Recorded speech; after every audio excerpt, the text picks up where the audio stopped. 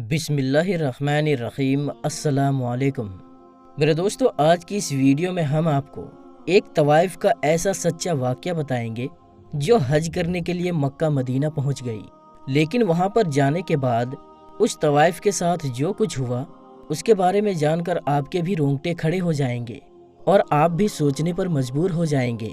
اس لیے آج کی یہ ویڈیو آپ سبھی کے لیے بہت ہی خاص ہے، آپ اس کو آخر تک ضرور دیکھیے گا۔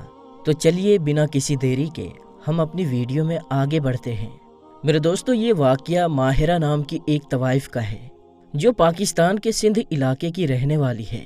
ماہرہ کی زندگی کے 17 سال ایک شریف گھرانے میں گزرے تھے، مگر 17 سال کے بعد اسے ایک سلیم نامی لڑکے سے محبت ہو گئی جس نے اسے گھر سے نکال کر گھنگرو چھلکانے پر مجبور کر دیا تھا، جہاں سے واپسی کا اسے کوئی راستہ نہیں مل رہا تھا۔ سلیم نام کے لڑکے نے اسے محبت کے جال میں پھنسا کر کہیں کا نہیں چھوڑا تھا، نہ گھر کا، نہ ہی دین اور نہ دنیا کا۔ اب ماہرہ کبھی 500 تو کبھی 1000 روپے ہر روز کمانے لگی۔ ایسا کرتے کرتے وہ ایک دن کوٹھے کی سب سے زیادہ کمانے والی طوائف بن گئی تھی۔ اب اسے باقی طوائفوں کا گروہ بھی بنا دیا گیا تھا۔ ہر گزرتی رات جب اسے روندا جاتا تو سلیم کی نفرت اس کے دل میں اور بڑھتی جاتی اور وہ اپنے دل میں سوچتی کہ اس نے جو میرے ساتھ کیا ہے اس کی سزا میں اسے دے کر رہوں گی۔ اس طرح سے وہ ہر روز اپنے دل میں موجود نفرت کو گہرا کرتی جاتی۔ پھر ایک دن اسے اپنا بدلہ لینے کا موقع بھی مل گیا۔ اس نے اپنے ہاتھ میں ایک خنجر لیا اور سلیم کے جسم پر سینکڑوں وار کر دیے۔ ہر وار پر ماہرہ کو اپنا لوٹا جانا یاد آیا، اپنی ماں یاد آئی، اپنے باپ، بھائی اور بہن یاد آئے۔ اب ماہرہ کے دل میں جو نفرت اور انتقام کی آگ تھی وہ بجھ گئی۔ وہ جس مقصد کے لیے جی رہی تھی آج اس کا مقصد بھی پورا ہو گیا تھا۔ اب اسے اپنا جینا بے وجہ لگنے لگا تھا، اس لیے اب وہ سوچنے لگی کہ اب میں یہاں پر جی کر کیا کروں گی، اب تو میرا کوئی مقصد بھی نہیں بچا ہے۔ حالانکہ ماہرہ کا جرم بہت بڑا تھا، لیکن اس نے سنا تھا کہ اللہ پاک کی رحمت ہر عزم، ہر گناہ سے بھی کئی زیادہ بڑی ہے۔ بدلے کی آگ بجھتے ہی اس نے مرنے کا سوچ لیا تھا۔ اتنے میں ہی آواز آئی کہ اللہ کی ذات سے اتنی مایوسی اچھی نہیں بیٹی۔ آواز سنتے ہی ماہرہ نے گردن گھما کر دیکھا تو ایک بوڑھی عورت پاس میں ہی گھاس پھوس جمع کر رہی تھی۔ اس بوڑھی عورت نے کہا کہ جا بیٹی، اس کے در پر جا کر جھک جا، اس کے در پر تیرے سارے گلے شکوے دور ہو جائیں گے۔ یہ سن کر ماہرہ نے کہا، لیکن میں تو بہت گنہگار ہوں، کیا میں اس کے در پر جھک سکتی ہوں؟ پھر ماہرہ نے مایوسی سے اپنی پوری کہانی اس بوڑھی عورت کو سنا دی۔ یہ سن کر بوڑھی عورت نے کہا، بیٹی، کوئی کتنا ہی بڑا گنہگار کیوں نہ ہو، اگر کوئی سچے دل سے اس کے در پر جھک جائے تو اللہ سب کچھ معاف کر دیتا ہے۔ اس پر ماہرہ نے کہا، اماں جی، میں تو ایک طوائف ہوں، اور طوائف ہی نہیں بلکہ طوائف رانی ہوں۔ میری بستر پر نہ جانے آج تک کتنے لوگ آئے ہیں۔ یہ سن کر بوڑھی عورت نے کہا، بیٹی، اللہ کی رحمت کو بھی اتنا چھوٹی نہ سمجھ، اللہ کی رحمت بہت بڑی ہے، جو اس کے آگے جھک جاتا ہے۔ اگر تمہارے گناہ سمندر کے جھاگ کے برابر بھی ہوں گے تب بھی اللہ تجھے معاف کر دے گا۔ اس بوڑھی عورت کی بات نے ماہرہ کو سکون دے دیا۔ پھر وہ عورت چلی گئی، لیکن اب ماہرہ کو جینے کی ایک نئی امید دے گئی تھی۔ اب ماہرہ سوچنے لگی، لیکن اللہ کا یہ در ہے کہاں پر؟ بس یہی بات سوچتے ہوئے اس نے راستے چلتے ایک لڑکے سے پوچھ لیا تو اس نے بتایا کہ سعودی عرب مکہ مکرمہ میں۔ لڑکے کا جواب سن کر ماہرہ خوش ہو گئی۔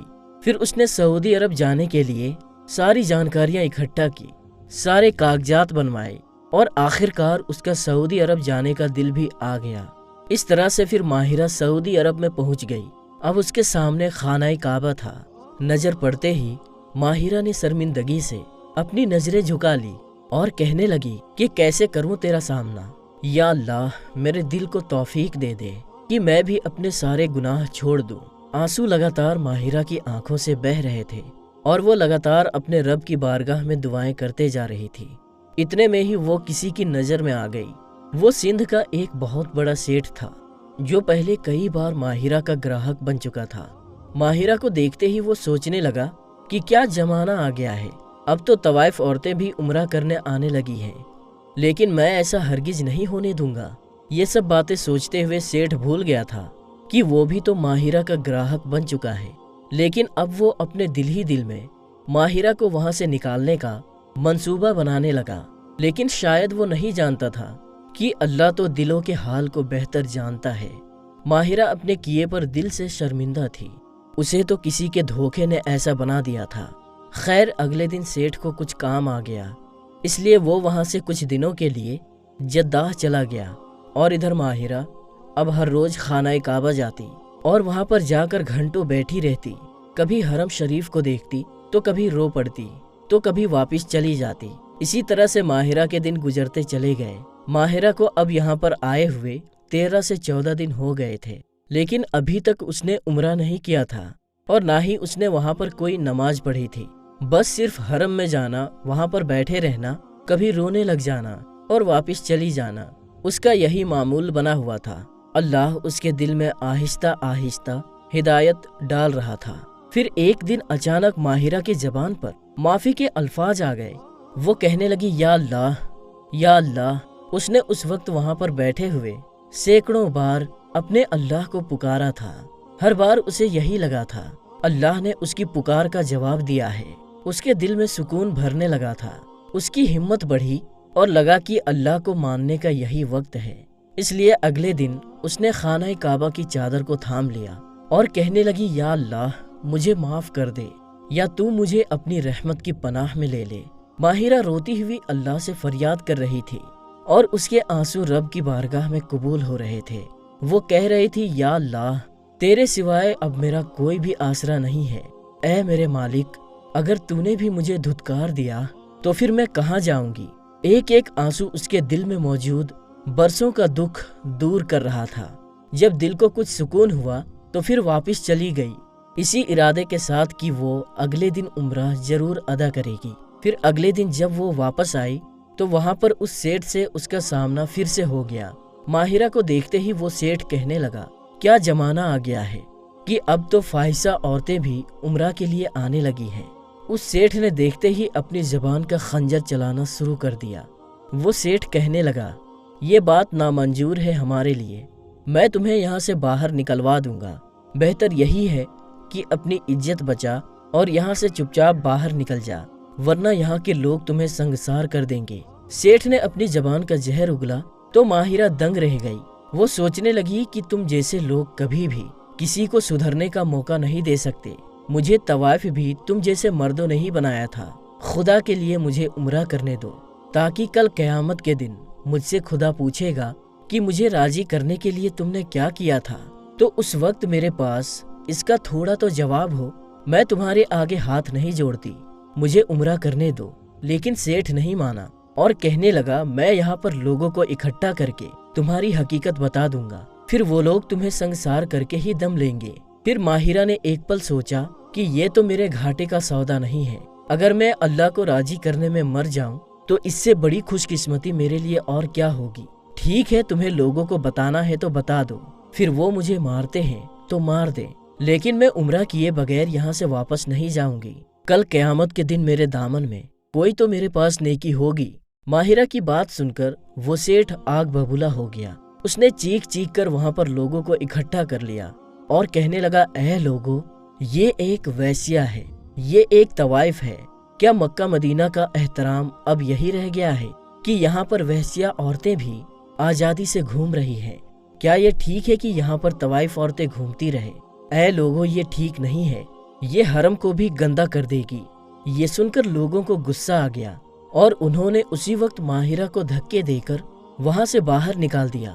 ماہرہ گڑ گڑاتی رہی اللہ کے واسطے مجھے عمرہ کر لینے دو یا پھر مجھے مار دو۔ ماہرہ روتے ہوئے ان سے فریاد کر رہی تھی، مگر وہاں پر اس کی کوئی بھی نہیں سن رہا تھا۔ ان لوگوں نے اسے حرم سے باہر نکال دیا۔ ماہرہ روتے ہوئے فریاد کر رہی تھی یا اللہ میرے نامۂ اعمال میں ایک نیکی درج ہونے دے۔ بس وہ ایسے روتے ہوئے دعا کرتے ہوئے وہی زمین پر بیٹھ گئی اور اس کی آنکھ لگ گئی۔ اگلے دن شور کی آواز پر ماہرہ کی آنکھیں کھلی تو اس نے دیکھا کہ سب لوگ اس کے آس پاس جمع ہیں۔ پھر وہ لوگ اسے عزت کے ساتھ حرم شریف کے اندر لے گئے، اسے عمرہ کروایا اور اس سے معافی بھی مانگی۔ بے شک اللہ اپنے بندوں پر بڑا مہربان اور رحم کرنے والا ہے، وہ کبھی بھی کسی کی صدا کو رد نہیں کرتا۔ بالکل ویسے ہی جیسے اس نے ماہرہ کی صدا کو سنا ہے، اسی وجہ سے تو اسے اپنے گھر کی طرف بلایا۔ بے شک اللہ تعالیٰ بڑا مہربان اور رحیم و کریم ہے، وہ 70 ماؤں سے بھی زیادہ اپنے بندوں سے پیار کرنے والا ہے۔ اس کے بعد جب ماہرہ واپس پاکستان آ گئی تو اس کو پولیس کی طرف سے قید کیا گیا، اس لیے کیونکہ اس نے سلیم کا خون کیا تھا، تو اس کے جرم میں اسے جیل جانا پڑا، اور پھر یہیں سے شروع ہوتی ہے ماہرہ کی آزمائش۔ تو میرے دوستو، ہم امید کرتے ہیں کہ آج کی یہ ویڈیو آپ کو ضرور پسند آئی ہوگی۔ ویڈیو پسند آنے کی صورت میں ویڈیو کو لائک شیئر ضرور کریں۔ تو میرے دوستو، ہم ملتے ہیں پھر ایک نئی اور اچھی ویڈیو کے ساتھ، تب تک کے لیے السلام علیکم، اللہ حافظ۔